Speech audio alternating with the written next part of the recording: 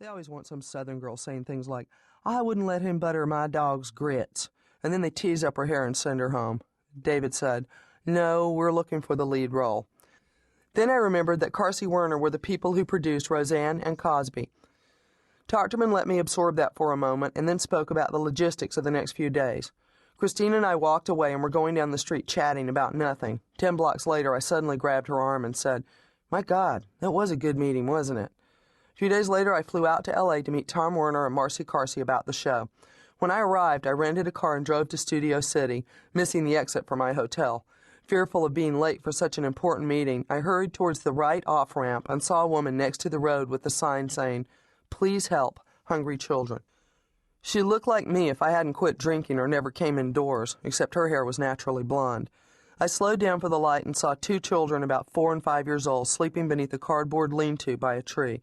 Here I was, scrambling to get to a first-class hotel in a rented Cadillac, perfumed and listening to the Isley Brothers really loud. I reached into my purse and pulled out a bunch of 20s. I passed them to the woman's hand as I rolled by. She started to say thank you, and then when she saw that I'd given her more than a few $1 bills, the rest of the niceties ended up as a garbled cry resounding in my ears until I pulled up at the hotel and heard the valet say, "Good day, will you be staying with us, ma'am?" I didn't know if I tithed for luck or to stave off the fear that always traveled with me. I don't repeat this to garner kudos for my alleged humanity. I do it to illustrate the dread I felt at this incipient break in my career. When I met my husband Ken, I felt the same way. I thought that anything so wonderful must have been a cosmic mistake and braced myself for its removal. Dreams that do come true can be as unsettling as those that don't. When I saw that woman on the off-ramp, I saw every misstep I'd ever taken, and it took me a moment to realize that I wasn't her anymore. I kept thinking, there but for the grace of God, not knowing that that phrase would actually mean something to me in the near future. I used to stay up late at night writing stories.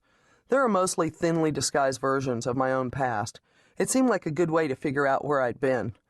When writing, I could reclaim things that I'd let go of long ago. Like many people going through momentous episodes in their lives, it was often hard to tell whether angels or devils prevailed at the time.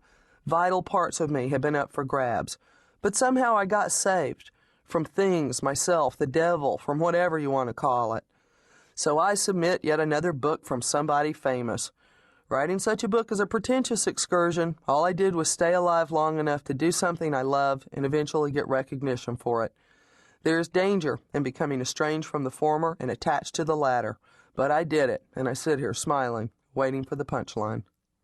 I spent the first 20 years of my life waiting for 2 men I was reasonably certain would never come back. My daddy and Jesus Christ. I don't wait for them anymore. My dad, anyway. And at least with Jesus, I didn't spend all that time thinking he was gone because of something I did. I was born on January 30th, 1958 in Montgomery, Alabama. I would have been born in Tuskegee, where we lived, had the town not been too small to accommodate a hospital.